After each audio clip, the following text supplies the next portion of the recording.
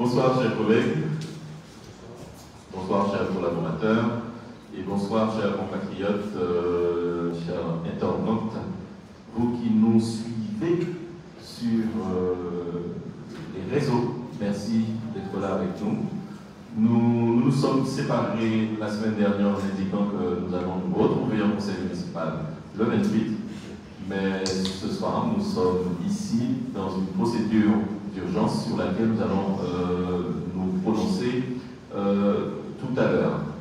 Je voudrais donc que nous puissions faire l'appel avant de commencer officiellement notre séance de travail, ce qui donne le temps à notre collègue premier adjoint Philippe Dezac le temps d'arriver. Merci beaucoup, chers collègues. Madame Salibur s'est proposée pour être secrétaire. Et comme elle a souvent fait la belle dans son activité professionnelle, donc elle nous montrera ce soir. Bonsoir à tous, bonsoir les collègues, bonsoir les attendeurs, bonsoir la famille. Je vais procéder à l'appel. Donc à toute ma mère Odile Bernard, à Très-Jean-Marc, en Boston Solange, présente. Boulogne Patrick, Bourguignon Jocelyne, Pouvoir à Sully Lolia, Chico Eddy, Claire Eva, Coquet Trichard, Couder Marguerite, Dardon Mengoto-Ketty, Delver Ketty, Dezac Philippe, Élise Marline, René Pierrat, Guépois Laura, Jacques épouse Gérard Lucette, Jean-Noël Sarah, représenté, Ansel Christian, Kida Nicolette, Langume Jean, Lolia Jacqueline, Lolia Sully, Los Bargui, Luce Fabrice, Luce Nestor, Manchot Loïc, Nébor David, Nébor Richard, Rouillard Gilbert, Salibur Magali, présente, Silly Rosemont, Pouvoir à Marine Élise qui est en retard, Taïper Sonia, procuration à Jean-Marc Tatry, sur les Thierry, Unimont Jocelyne, Boulevard Jeanne. Donc le quorum étant atteint, nous pouvons ici débuter le conseil municipal. Merci, chers collègues. Mais nous nous retrouvons aujourd'hui 19, convoqués en urgence, dans la mesure où nous avons débattu sur les orientations budgétaires en indiquant qu'il n'y aura pas d'augmentation des impôts. Nous avons adopté notre budget toujours en indiquant qu'il n'y avait pas d'augmentation d'impôts, mais nous n'avons pas voté les taux de ces impôts locaux. Nous avons l'obligation de transmettre ces documents aujourd'hui même à la préfecture. C'est donc la raison pour laquelle nous avons souhaité faire cette convocation en urgence. Merci d'avoir répondu à cette urgence. Nous avons largement dépassé le quorum. Je vous demanderai de bien pouvoir prononcer sur le principe de l'urgence, le caractère urgent de cette séance de travail. Y a-t-il un vote contraire? Y a-t-il une abstention? Merci, chers collègues, pour ce vote unanime. Nous irons droit au but pour ce conseil municipal. Je vous propose tout simplement, comme nous en avions déjà fait, les propositions à l'occasion de notre débat. La ville de Petit-Bourg souhaite poursuivre son développement. La ville de Petit-Bourg souhaite poursuivre la réhabilitation des équipements anciens, poursuivre l'effort consistant à donner aux petits bourgeois des équipements aussi plus modernes, répondant aux nouveaux besoins qui s'expriment sur notre territoire. Nous voulons nous engager aussi dans une modernisation de nos organisations nous voulons être plus efficaces et plus près de nos concitoyens.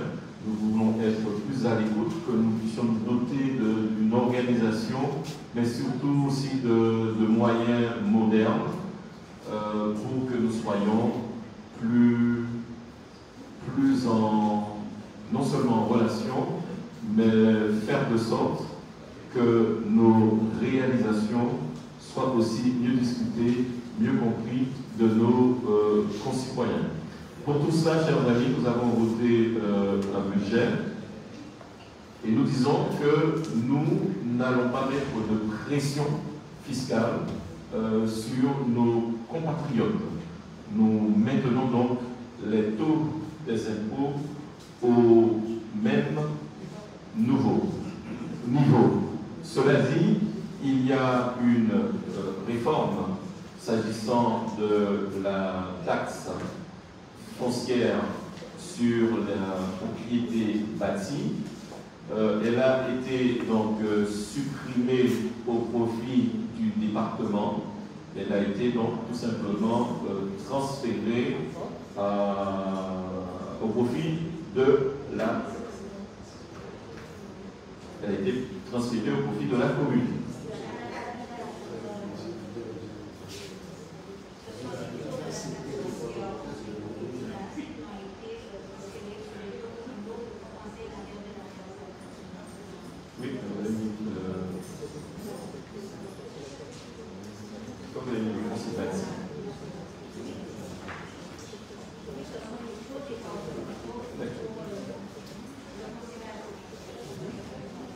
Je vais donner la parole à la directrice des services financiers tout à l'heure. Cela dit, nous étions, cela nous ramène à un taux de 51,40 en matière de taxe foncière en propriété bâtie, taxe foncière en propriété non bâtie 93,23 pour un montant total de 12 148 €937. Tenant compte de l'allocation compensatrice qui tout simplement correspond à ce qui est versé par l'État lorsque l'État prononce des exonérations ou prend des mesures législatives qui réduisent les montants, les produits au profit des communes. Donc, au total, nous sommes dans l'attente d'un montant de 11 387 235 €. Je laisserai le soin à la directrice des services financiers, pas fiscaux, mais financiers, à nous faire quelques précisions. Oui, bonsoir à tous, merci monsieur le maire.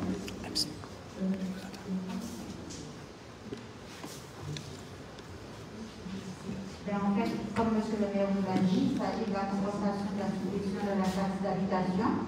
Donc la ville hérite donc de la part départementale du foncier bâti, ce qui fait que le transfert de fiscalité est la somme du taux communal, soit 26,13%, avec celui du département, donc 25,27%, qui nous donne le total de 50,40%. Donc ce n'est pas une augmentation des taux, mais bien une augmentation de taux.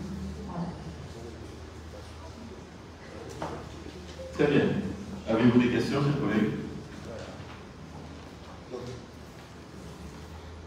Juste une remarque. Lorsque quelqu'un qui va dire tout ça de 51% à 93%, je vous ai dit que la commune de Petit-Bourg m'attrape comme si concitoyen. Ce qu'il faut que l'Afrique, c'est que nous n'avons pas fait d'augmentation de taxe d'habitation, de taxe foncière. Sauf que ce taux important, vous l'avez dit, vient du fait que nous avons, c'est le taux du conseil départemental que nous avons envoyé. Donc nous n'avons pas fait d'augmentation.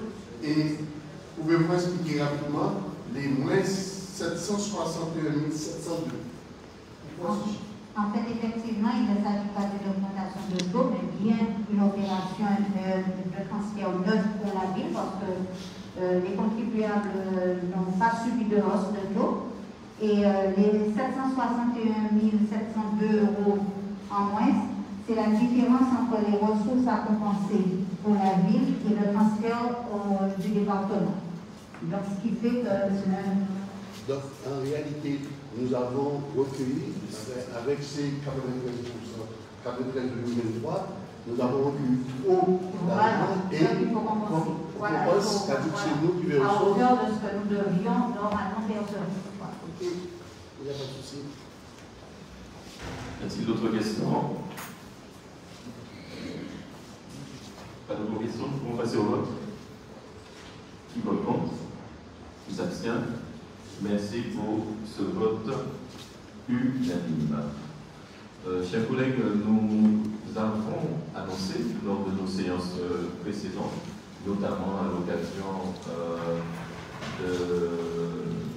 du débat sur les orientations budgétaires, nous avons annoncé que les travaux prioritaires de 2022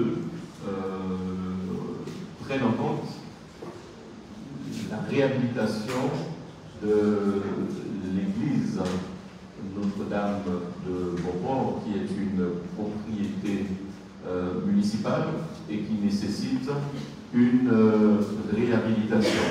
Cette église elle a été construite depuis 90 ans.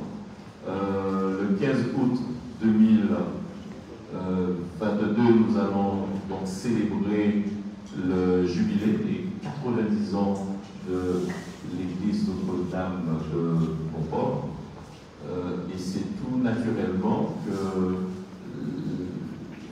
la ville de Petit-Bourg, la mairie de Petit-Bourg, la collectivité de Petit-Bourg va entamer un chantier de réhabilitation afin d'assurer la sécurité des usagers, mais surtout le confort de tous les usagers de cet édifice qui fait partie des édifices du territoire de Guadeloupe, non pas classés, mais quand même inscrits sur les monuments à préserver. En cela, nous avons travaillé avec différentes équipes administratives, mais aussi des équipes composées d'élus, dont M.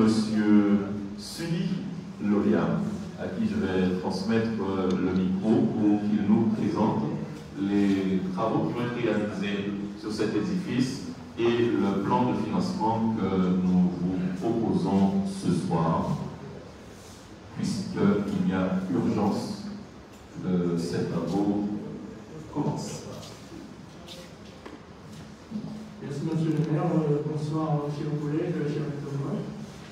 Donc, comme le maire a précisé, pour ceux qui l'ignorent, je vous informe que le 15 août 2022, l'église Notre-Dame de Petit-Bourg fête ses 90 ans.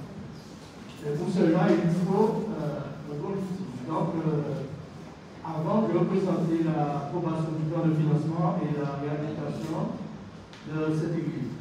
Ensuite, les diagnostics réalisés en fin de lecture. Donc, la présente délibération a pour objet d'approuver le plan de financement des travaux de réhabilitation de l'église Notre-Dame de Beauport, dont l'enveloppe prévisionnelle s'élève à 642 432 € hors taxe, et d'autoriser le maire à solliciter tous les cofinancements nécessaires, notamment une subvention de la DETR de 80% du coût des travaux, soit 513 945 € hors taxe. Dans le cadre du 90e anniversaire de la construction de l'église Notre-Dame de Beauport, le 15 août 2022, la municipalité souhaite engager une réhabilitation du bâtiment. L'objectif de cette réhabilitation est double. D'une part, esthétique, avec la reprise des peintures de l'ensemble de l'ouvrage et la réalisation d'une fresque murale. Et d'autre part, technique. La construction souffrant aujourd'hui d'importants dysfonctionnements, tels que notamment des fuites de la toiture, l'obsolescence du système électrique, la dégradation des menuiseries, des descentes d'eau pluviale. Ainsi, afin d'assurer la préservation et la pérennité de cette construction construite par l'architecte Ali Tur en 1932, témoin de l'histoire de Petit-Bourg, la ville souhaite réaliser des travaux d'envergure. Les travaux de réhabilitation envisagés sur le bâti existant consistent en la réfection de la charpente couverture, la vérification et la reprise de l'étanchéité de la toiture terrasse, la vérification et la réfection des menuiseries extérieures, la reprise des carrelages abîmés, la mise aux normes du réseau électrique et de la sécurité incendie, la vérification et la reprise des raccordements des descentes pluviales, le raccordement de l'église au réseau d'assainissement collectif des eaux usées, le ragréage des murs et la reprise des peintures de l'ensemble de l'ouvrage, la réalisation d'une infection murale. Le coût prévisionnel global de l'opération est évalué à 642 432 € et l'ensemble des travaux est planifié pour une durée de 3 mois. C'est dans ce contexte que la ville sollicite une aide publique dans le cadre de la subvention DETR, la donation d'équipement des territoires ruraux, à hauteur de 80%, soit 513 945 € en taxes. Donc, la description financière du projet, donc la réhabilitation de l'église Notre-Dame de Beaufort, donc un montant en taxes 642 432 € et en total 697 038 €. Afin de cofinancer ce projet, il convient de solliciter diverses institutions. Le maire expose aux membres du conseil municipal qu'il s'agit de réaliser cette opération sous la base du plan de financement provisionnel le suivant. Donc la réhabilitation de cette église, la période d'engagement de l'opération, c'est entre le 15 mai 2022 et le 15 août 2022. Donc participation de la ville 20%, soit 128 427 € en taxes. L'État, le DETR, 80%, 613 945 €. Tout taxe compris, soit un total de 697 038 €, tout taxe compris. Suivant cet exposé, le maire propose au conseil municipal, article 1, d'approuver toute demande de subvention, notamment aussi pour les concours financiers de l'État, ainsi que le plan de financement ci-dessus. Article 2, d'autoriser le maire à solliciter les cofinancements nécessaires et signer tout document relatif à l'exécution de la présente délibération. Article 3, d'autoriser le maire à inscrire au budget les crédits afférents à l'opération. En article 4, il est précisé que dans les cas où, là où les aides accordées ne correspondraient pas au montant sollicité dans le plan de financement prévisionnel, ci-dessus, le sol sera supporté par la plupart de nos fonds. Donc je disais que les travaux ne sont pas encore terminés, parce qu'il y a des diagnostics à réaliser et un cours de réalisation. Donc, une seconde.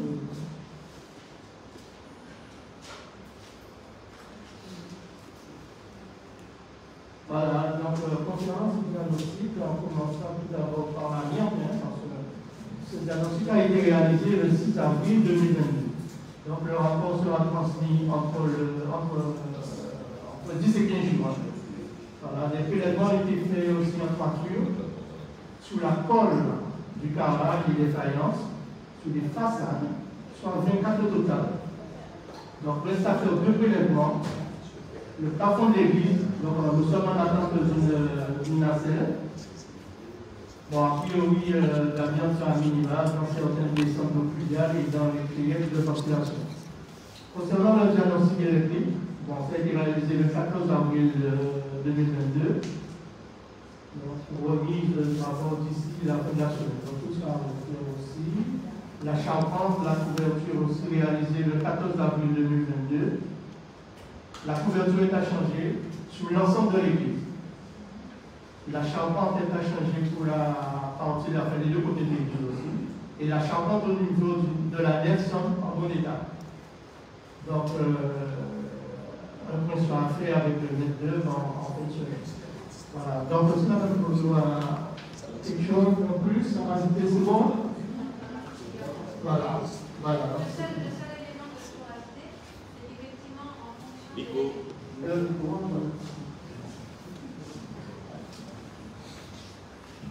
Merci, bonsoir à tous. Donc le seul élément que je voudrais rajouter, c'est qu'effectivement le coût prévisionnel des travaux pourrait éventuellement évoluer en fonction des résultats de ces diagnostics qu'on connaîtra en fin de semaine et la semaine prochaine. Voilà, c'est ça l'élément à ajouter.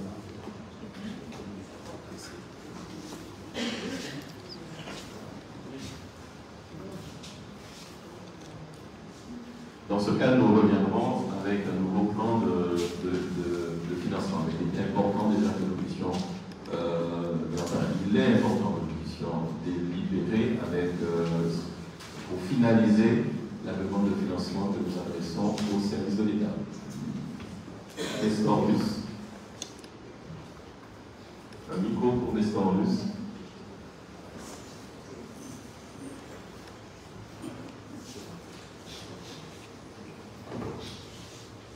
Bonsoir. Madame Boulot disait que les coûts sont susceptibles d'évoluer en fonction du diagnostic qui sera réalisé. Mais on sait également aujourd'hui que dans le bâtiment, avec la crise internationale, les coûts d'aujourd'hui ne sont pas les coûts de demain. Donc là aussi, est-ce qu'on a pris en compte de cet élément? Pour le moment, je laisserai le soin de Mme Bono d'être plus précise. Mais cette évaluation qui est faite aujourd'hui tient compte du marché actuel. C'est vrai qu'on est dans des situations incertaines, une évolution économique qui quelquefois est annoncée catastrophique, mais il nous faut poursuivre nos missions. Donc croisons les doigts que tout ce qui est annoncé en termes d'inflation, finalement, que les dispositions soient prises au niveau de l'État pour protéger l'économie, sinon on va vers de grandes catastrophes, notamment pour toutes ces entreprises qui ont déjà des marchés établis sur des montants. Et d'ailleurs, certaines entreprises demandent soit la réévaluation de marché, ou on a même signalé chose illégale, que nos entreprises demandent d'être déchargées compte tenu des coûts astronomiques par rapport à leur engagement contractuel. Alors, Madame Bono, vous avez des éléments de réponse? Lorsque nous avons mis le DPR à 513 947 euros, si jamais des coûts augmentent, est-ce qu'on peut être sûr que la voiture à l'intérieur pourra être augmentée, mais ça restera forcément à peu près, ou on nous dira, c'est 600 millions de simplement, que les charges sont restées au niveau de la route.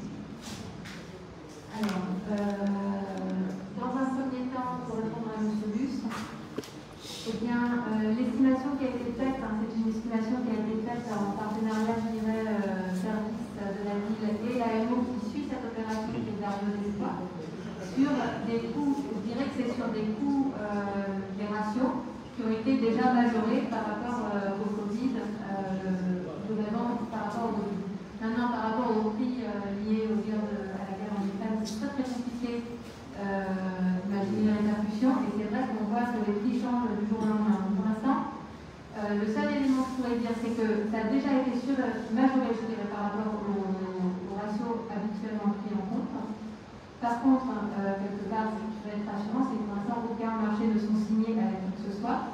Donc, on sera toujours en mesure de réagir ou de mettre en avant ce projet si vraiment il s'avère complètement démesuré par rapport au prévisionnel qu'on a fixé. Et après, par rapport à la question de M. Desac sur la subvention des SDR, je dirais que de manière générale, quand on fait une demande sur un coût prévisionnel, effectivement, les financeurs restent sur ce coût prévisionnel. Par contre, on peut imaginer que par rapport à la situation très spéciale et très particulière dans laquelle on est aujourd'hui, on peut, comme le projet n'est pas pour l'instant commencé, on pourrait envisager d'avoir une négociation avec ce financeur en expliquant que le projet n'a pas été démarré, que par rapport à la situation actuelle, on pourrait éventuellement avoir un échange de comptes avec ce financeur, puisqu'on n'a pas de convention signée de toute façon pour l'instant. Voilà. Une fois que les conventions sont signées, il faut reconnaître que c'est plus compliqué de revenir sur un taux de participation.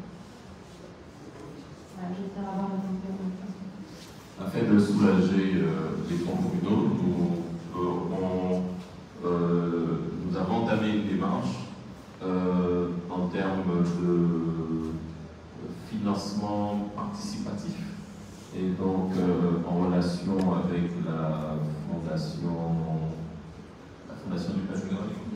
Fondation du patrimoine. Donc nous avons entamé cette démarche-là qui nous permettra justement de solliciter nos compatriotes, de solliciter le monde économique aussi, afin de réhabiliter ce patrimoine municipal qui est au service du culte, et le culte, bien sûr, il s'adresse à toute la population, à toutes les composantes de la population. Voilà, chers collègues. Y a-t-il d'autres questions? S'il n'y a pas d'autres questions, nous passons au vote. Y a-t-il des votes contre? Y a-t-il des abstentions? Merci, chers collègues, pour ce vote unanime. Et voilà, nous avons épuisé les deux questions que nous avions à l'ordre du jour de ce conseil municipal à caractère urgent. Voilà. Merci beaucoup, chers collègues, d'y avoir répondu.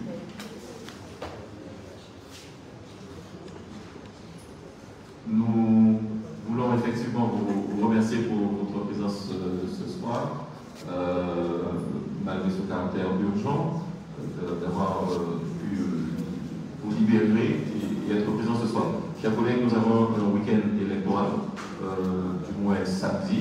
Nous sommes tous appelés à assumer nos responsabilités dans les divers bureaux de vote. Soyons prêts, soyons en forme, puisque l'exercice sera très intéressant à l'image du premier tour où la participation était très importante à la surprise générale de votre territoire de Guadeloupe et plus singulièrement à Petit-Bourg. Voilà, chers collègues.